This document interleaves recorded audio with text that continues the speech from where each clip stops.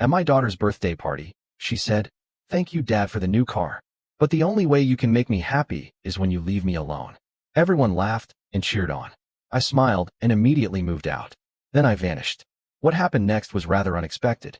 I will tell you everything. I'd always believed that love, when poured long and steady, could eventually fill any crack. That was my parenting philosophy, or maybe just a coping mechanism dressed up as wisdom. Either way, it's what I clung to over the years. I was a single father by necessity, not choice.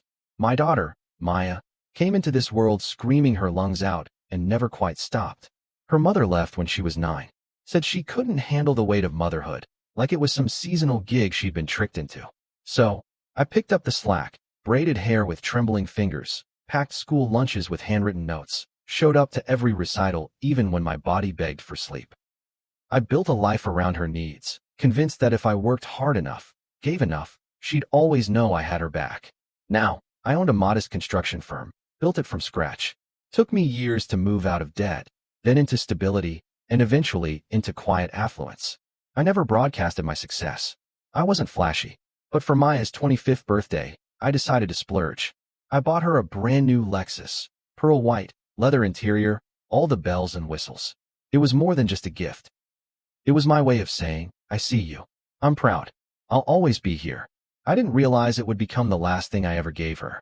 She'd grown into a woman I didn't entirely recognize. She was beautiful, smart, confident, yes, but also cold in a way that felt new. She barely returned my calls these days, and when she did, it was surface level. We hadn't had a real conversation in over a year, but I told myself that was just how young people were. Detached, independent.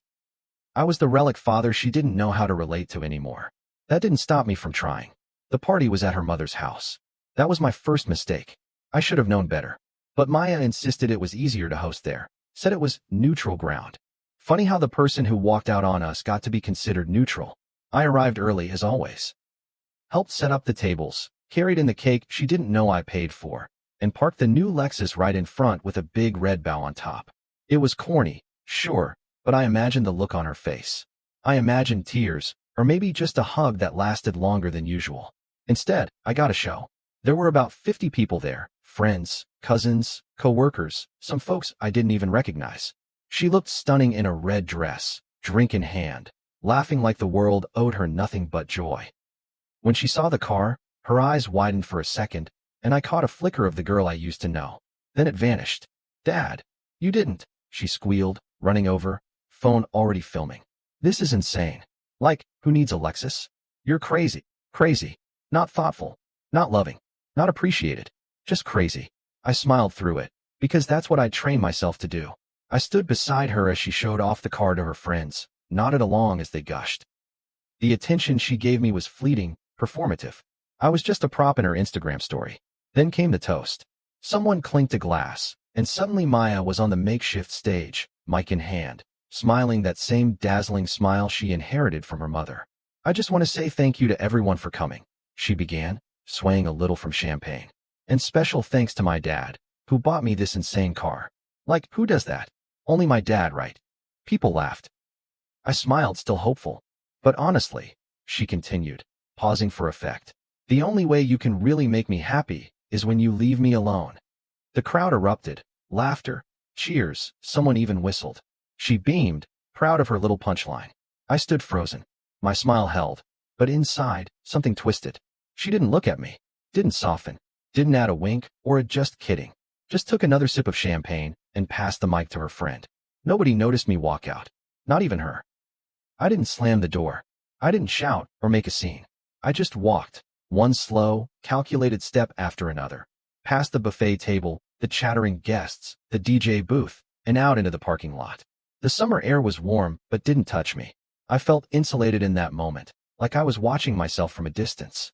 I climbed into my old pickup truck, the one I drove when I wasn't pretending to be the generous father with money to spare, and sat there with my hands on the wheel, unmoving. Her voice still echoed in my head. "Leave me alone." It was a joke to her, a punchline. But to me, it sounded like permission. Or maybe a dare. I didn't cry. Not that night.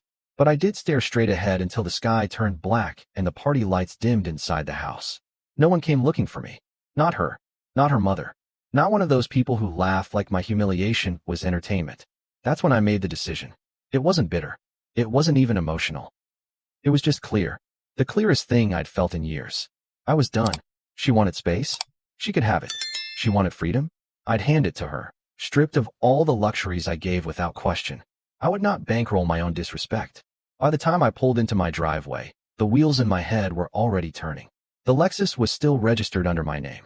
I had the spare key and the tracking device was still active. She hadn't even transferred the insurance yet. I opened my laptop and made the first call to the dealership. They said they could dispatch a tow truck by morning. Next, I logged into the online banking portal. 2 accounts were frozen in under 10 minutes. The shared one I opened when she started college, and the card I gave her for emergencies that had somehow paid for 2 trips to Miami and an obscene amount of Uber Eats.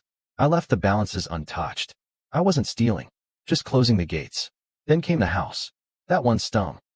I bought it 2 years ago when she said she wanted to move out, but couldn't afford rent in a decent neighborhood. I didn't put it in her name. Something told me to hold that boundary, and I was grateful now that I did. I called the property manager and gave notice. Renters would be in by the end of the month. I'd pay for her storage and moving costs, one final courtesy, but she would need to vacate.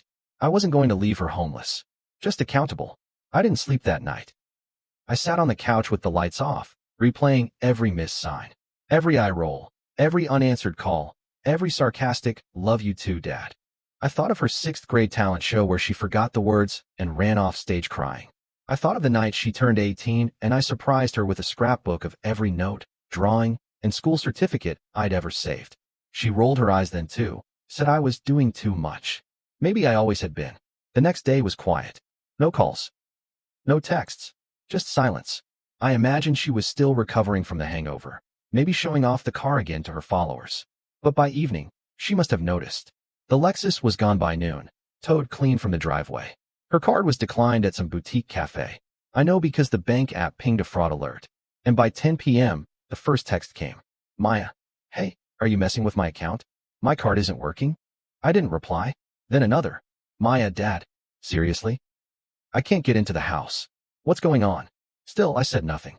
She'd asked for silence. I was just giving her what she wanted. The next morning, the call started. I didn't block her. That would have been petty, but I let each one ring out. By the 3rd voicemail, her tone had shifted from confused to angry. Voicemail number 3. "Okay, what the hell is this? You can't just take back everything. This is insane. You're acting crazy." That word again. Crazy. As if I'd lost touch with reality instead of finally seeing it clearly. But it was the 4th message that cut deep. Voicemail number 4. "Dad, please. I didn't mean it. I was just trying to be funny. Everyone was watching. Please call me back. Please." I almost did. I hovered over her contact, thumb shaking. But then I remembered her laugh.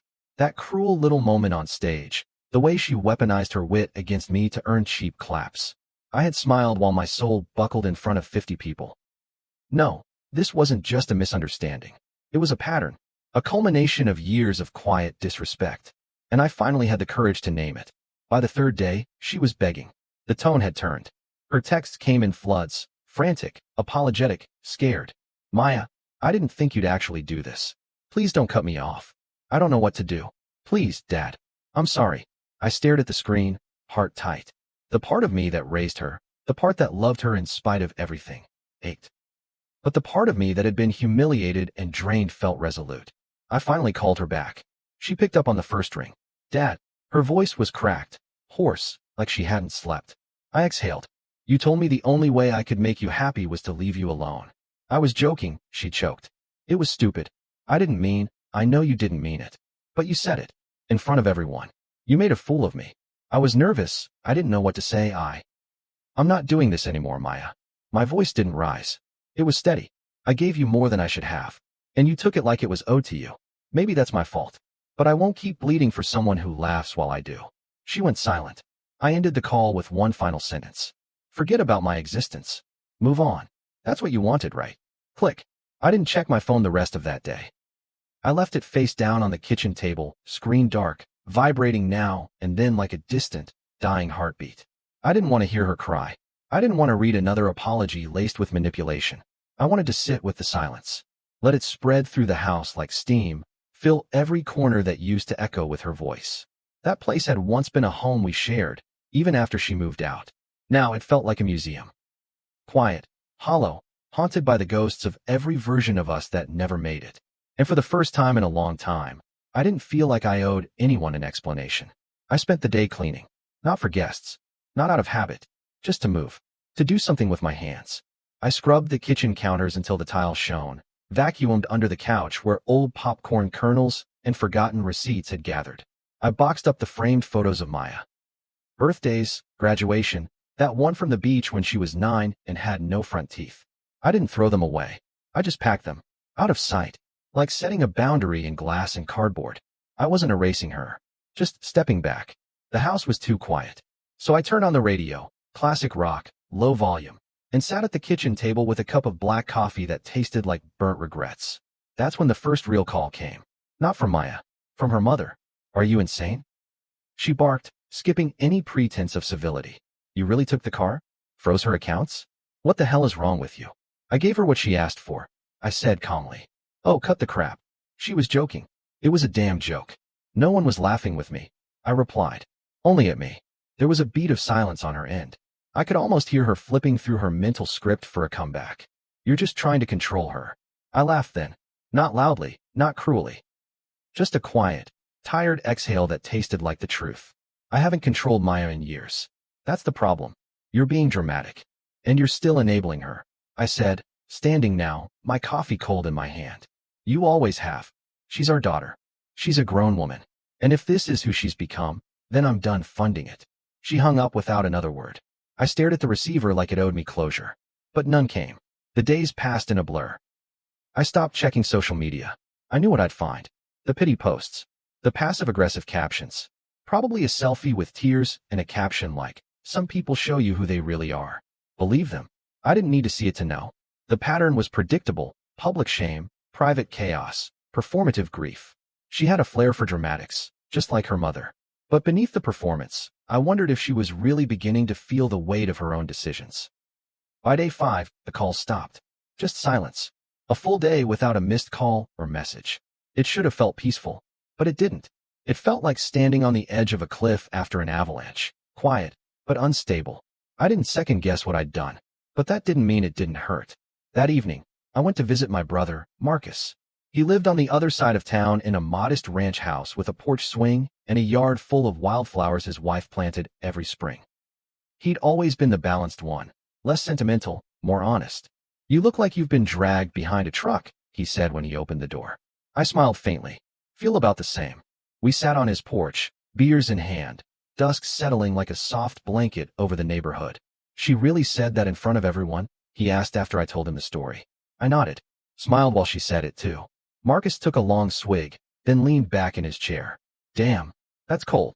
Yeah. You did the right thing, he said finally. Took you long enough. I raised an eyebrow. What do you mean? He gave me a look that cut deep. You've been chasing her love for years, man. Throwing money at a wound that needed honesty. You finally got honest. Good for you. I didn't know what to say to that. Part of me wanted to argue, to defend every gift and gesture. But I couldn't. Because he was right. Doesn't feel good, I said quietly. No, he agreed. It never does. But sometimes peace looks like loss. You just gotta be brave enough to sit in it. We didn't talk much after that. Just sat in the dark, the cicadas humming in the distance, two brothers who had grown up with different kinds of heartbreak. I left his house feeling no lighter, but more certain. When I got home, the message light on my landline blinked red. One new voicemail. I almost didn't play it. But something told me to listen. Voicemail number 6. Dad. If you never want to talk to me again, I get it. But I just need you to know, I wasn't trying to hurt you. I was trying to be funny. I thought. I don't know what I thought. I messed up. I get it now. Everything you did. I didn't say thank you enough. I didn't act like I cared. But I did. I do. I didn't know how to show it. Please. Just, don't give up on me completely. The line went dead. I didn't replay it. Didn't save it. Just deleted it, my thumb pressing the button like it weighed 10 pounds. Then I stood there for a long time, staring at the silent phone. She wanted me to believe she'd changed.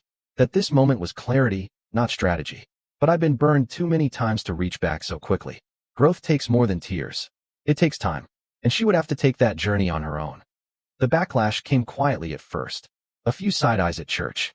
A couple of cold shoulders from people who used to ask me about Maya every Sunday. I caught wind of a few conversations that stopped mid-sentence when I entered the room, their pity hanging in the air like cigarette smoke. They didn't know the full story, of course. They never do. All they heard was that I'd taken my daughter's car, shut off her accounts, and evicted her without notice. That I'd abandoned her. And I could see it on their faces, the unspoken question, what kind of father does that? I didn't bother to explain myself. I'd learned that some people aren't looking for clarity. They just want to feel superior. Let them have it. I had nothing left to defend.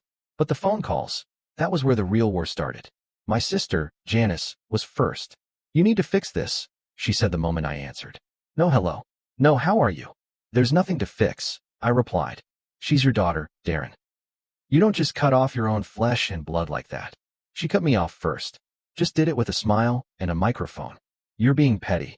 No, I said, voice flat. I'm being done. Janice didn't understand. Most of them didn't. They still believed in the myth of unconditional fatherhood. That no matter how many times you're disrespected, you stay. You give. You absorb it all because that's what love looks like. But I was beginning to see that real love had boundaries.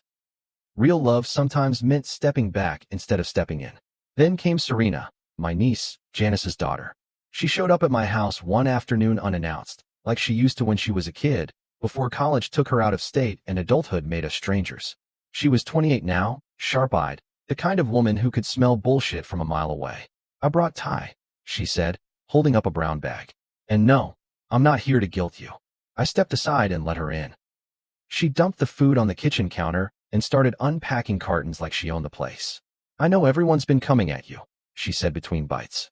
And I know you're probably sick of defending yourself. Not really defending, I said. Just ignoring. She nodded. Good. Because you're not wrong. I raised an eyebrow. You sure about that? Thought you were Team Maya. I was, she said, chewing slowly. Until I saw her crying on TikTok talking about how you blindsided her out of nowhere. I asked her straight up, what did you say at the party? And she told me. Word for word. I waited. Serena shook her head. She thought it was funny. Still does, I think. Even now, she doesn't fully get why it hurt. She humiliated me, I said. I would have taken it in private. I would have even forgiven it if she pulled me aside afterward. But she never did. Serena looked at me for a long time. You didn't deserve that. But, I gotta ask, why now? Why not earlier? Why give so much for so long if she never really earned it? That question sat heavy in the air. I leaned back in my chair, eyes on the ceiling. Guilt, maybe. Her mother leaving. Me working all the time. I thought if I gave her enough, she'd feel whole. Or, she'd love me again like she used to when she was little. Before life got complicated. She's not a kid anymore. I know. But part of me still sees her that way. That little girl who used to climb into my bed when it thundered. Who used to squeeze my hand so tight when she was nervous. Serena reached across the table, placed her hand on mine. Maybe it's time you stop chasing that version of her. Let her catch up to who you are now. We sat there in silence, the air thick with grief and understanding. The next day, I ran into my old friend Lionel at the hardware store. He owned a plumbing business. We'd collaborated on a few jobs years back. Solid guy. We hadn't talked in months, but he spotted me near the lighting aisle. Darren, he said, nodding. Heard about what happened? Yeah, I replied cautiously. I braced for judgment. He surprised me. I just want to say, I get it, he said. My son stopped talking to me after I stopped paying for his apartment. Called me a traitor. Ain't spoken a year. I'm sorry, I said genuinely. He shrugged. Sometimes being a father means being the villain in their story. At least for a while. That stuck with me. For days. I began journaling in the evenings. Nothing elaborate. Just notes. Thoughts. Trying to untangle the guilt from the growth. One night, I wrote, it's not that I stopped loving her. It's that I started loving myself too. And that's what it felt like. Like I was finally giving myself the kindness I kept handing to everyone else. By the end of that week, Maya's social media quieted. No more vague quotes. No new photos. Either she'd accepted the silence or was simply regrouping. I didn't know which. I didn't care. The damage was done. And for the first time in years, I didn't feel the urge to fix it. I sat on my porch with a whiskey in hand and watched the sun go down. No phone in sight. No emails to check. Just me, the breeze, and the slow, deliberate realization that peace isn't always warm or easy. Sometimes it's cold. Sometimes it's lonely. But it's always honest. It came on a Tuesday afternoon, tucked in among the bills and supermarket flyers in my mailbox. A white envelope, my name scrawled across the front in handwriting I hadn't seen in years. The kind she used before text messages replaced thank you notes. I stood on the porch for a long moment just staring at it, my thumb tracing the edge of the paper, feeling like the air had thickened around me. It wasn't a text, it wasn't a voicemail, it wasn't a post written for the world's sympathy. It was just a letter from my daughter. I didn't open it right away. I laid it on the kitchen counter next to the fruit bowl and walked away. Made coffee, folded laundry, pretended like my hands weren't itching to tear it open. But eventually, as the house settled into its usual afternoon stillness, I sat at the kitchen table, turned on the little desk lamp, and unfolded the single page inside. Her writing was messy, rushed. Not performative, not polished. It felt raw. Dad, I don't know how to start this except to say I'm sorry. Not in the way I said it on the phone. Not in the way people say it when they want something. I mean it this time. I was cruel. I thought I was being funny, and I wasn't. I knew it the second I saw your face, but I was too proud to say anything. And I hate that about myself. You've always been there for me. You gave me everything. Things I didn't earn. Things I didn't thank you for. I got used to you fixing everything. To you showing up. To you forgiving me without asking me to grow. And when you finally didn't, it broke something in me. I deserved that break. But it still hurt. I'm not asking for the car back. Or the house. Or the money. I just want to know if one day, maybe, we can talk again. When you're ready. I love you, even if I never showed it right. And I'm sorry. I really am. Love. Maya. I read it twice, then a third time. My hands trembled. Not from anger, but from the weight of it. The honesty. The humility. It wasn't a perfect apology, but it was real. And for the first time in weeks, I didn't feel rage pressing at my ribs. Just grief. That old, slow-burning ache of watching someone you love finally see themselves clearly, after all the damage is done. I set the letter down, leaned back in my chair, and stared out the window. My mind flickered with memories. Her little hand in mine on the first day of kindergarten. Her screaming at 13 that I didn't get it. Her quiet, grateful hug when I paid off her student loans. The roller coaster of raising her, beautiful, exhausting, filled with sharp turns I never saw coming. I didn't call her. I didn't write back. Not because I was still angry, but because change, real change, needs time. And letters are only words until actions show up to match them. I wasn't going to open my doors again just because she opened her heart once. But I could honor the gesture without reopening the wound. Later that week, I stopped by the DMV. I signed over the title to her old 2011 Honda Civic, the car she drove back in college. I had it in storage for years. Needed new tires and a fresh battery, but it still ran well. Reliable. Unflashy. It felt fitting. A symbol of responsibility. Of earning one's keep. I didn't include a note. No message. No guilt. Just the keys and paperwork, left in a padded envelope and mailed to the address her mother gave me when I called to confirm where she was staying. It wasn't forgiveness, but it was something. A small door. Cracked, not open. I expected her to text when she got it. To say thank you. Maybe even ask why. But days passed. Then a week. And nothing came. No message. No call. Just silence. And weirdly, that silence didn't hurt. It felt mature. Like maybe she understood that this wasn't her moment to speak again, but mine to breathe. I spent more time outdoors after that. Started walking in the mornings. Joined a local chess club. Nothing fancy. Just old men in ball caps talking trash over worn boards. One of them, Gary, I think, asked if I had kids. I paused for a second before answering. I do, I said. One daughter. Close, he asked. I thought about it. We used to be. Then we weren't. And now, maybe we're figuring it out. He nodded like that made perfect sense. One night, I stood in my garage, organizing old tools, and found the birthday card I never gave her, the one I bought before the party. It was still in the glove box of my truck, sealed, written, forgotten. I opened it. Inside was a simple message. No matter how far we drift, you'll always be my daughter. Love, Dad. I stared at those words and realized I still meant them. But meaning something doesn't mean surrendering your peace. It means holding space, creating distance with dignity, letting love exist without letting it bleed you dry. I slid the card back into the envelope and filed it away in a drawer. Not to give, just to keep. A reminder that love doesn't always come with reunions.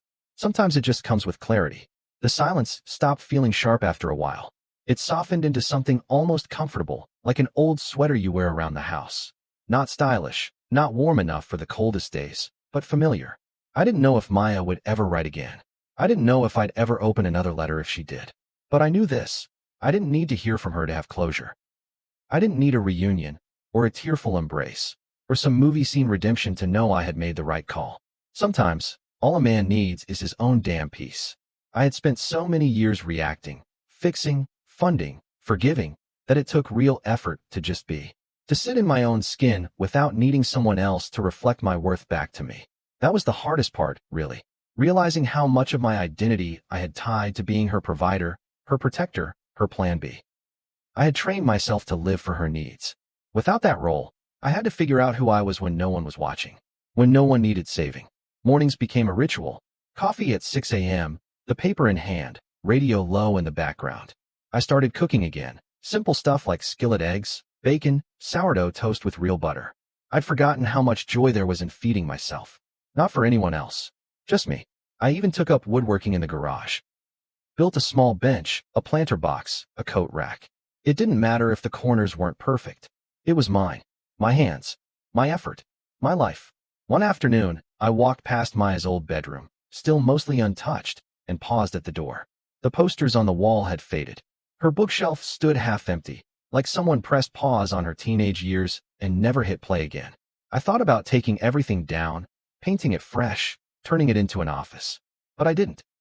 Not because I was waiting for her to come back, but because that space reminded me of where we started. Before everything got messy. Before money became love's substitute and silence became our default language. It reminded me that we had once been close. That it wasn't all bad. She'd made her choices, and I'd made mine. But the love hadn't vanished. It had just changed shape. Serena came by a few weeks later with a batch of muffins and her usual side eye. "You look stable," she said with a smirk. "Don't sound too surprised." She sat on the porch swing and kicked her feet like she used to as a kid. "She's working part-time at a nonprofit now, living with a friend. Said she's trying to get her feet under her." "That's good," I said, keeping my voice neutral. "She still hasn't reached out, huh?" I shook my head. "Would you want her to?" I sipped my coffee and thought about it. Thought about what I'd say if Maya showed up tomorrow with a suitcase full of humility and hope. "I don't know," I said finally. "I think I'd need her to show up different. Not polished. Not perfect. Just honest. And willing to do the work." Serena nodded. She said she's trying to become the kind of daughter she should have been. I didn't respond. Because hope is a quiet thing. You don't speak it too loudly, or it disappears. Later that night, I walked out to the back porch, lit a small fire in the pit, and watched the flames eat through the dry wood. The stars were out, clear, sharp, uncaring. I reached into my pocket and pulled out the old birthday photo I kept folded in my wallet. Maya, age 5, frosting on her cheek, laughing with wild abandon. Before she learned the art of sarcasm. Before I learned that love couldn't buy loyalty. I whispered, "I still love you, kid." Not to her. To the memory of her. To the version I raised, not the one I lost. And maybe, just maybe, to the one she was still trying to become. But I didn't pick up the phone. I didn't write another letter. I didn't tell Serena to pass on a message. Because part of being a parent, maybe the hardest part, is knowing when to let go. Not out of punishment, but out of respect. For her journey. For mine. For the space we both needed to finally grow. If Maya ever came back, I'd listen. But I wouldn't beg. And if she didn't, I'd be okay. I had found peace in the quiet. Not because I stopped loving her, but because I finally started loving myself. Sometimes walking away is the bravest kind of love. What would you have done in this father's shoes? Share your thoughts in the comments, whether you've been the parent, the child, or caught somewhere in between. If this story made you feel seen, hit that like button. And for more raw, real-life family stories that don't shy away from hard truths, make sure to subscribe. Your voice and your boundaries matter. See you soon in the next story. After listening to today's story, perhaps it has raised some new questions in your mind, or maybe it has brought back some old memories. Every day on Reddit, new experiences and moments create fresh stories, and they connect all of us. Everyone has their own unique journey in life, and we all try to understand the world in our own way. These kinds of moments remind us that we are all human, sometimes happy, sometimes sad, and always learning something new. If you enjoyed this story, feel free to share it with your friends. Your thoughts and feedback are always valuable to us, as they motivate us to create even better content. Every story has its own unique angle, and our goal is to understand everyone's perspective and make our content diverse and relatable. Stories like these help us realize that life's journey is different for everyone, and by hearing other stories, we learn something new. You can also share your own stories with us. Your experiences are valuable to us as well, and if you enjoyed this video, please leave your feedback. We aim to create content that brightens your mind and gives you new ideas every time. If you've already seen this video before, your feedback is still important. With every piece of feedback, we can improve our content and bring a new perspective to our viewers. Today, what we saw was just a small part of the many stories shared on Reddit and across the world. It's a reminder of how we all try to understand life by sharing our experiences with each other. This video was only an example of how we try to connect with others through storytelling, learning about different sides of life. We hope to continue sharing such stories that help us all learn and grow together. Thank you for your time, and don't forget to keep an eye out for more stories coming soon. If you haven't already, please like and follow for more amazing content. Your support keeps us going, and we will strive to bring you more thought-provoking and heartwarming stories. Until next time, take care and stay curious. ****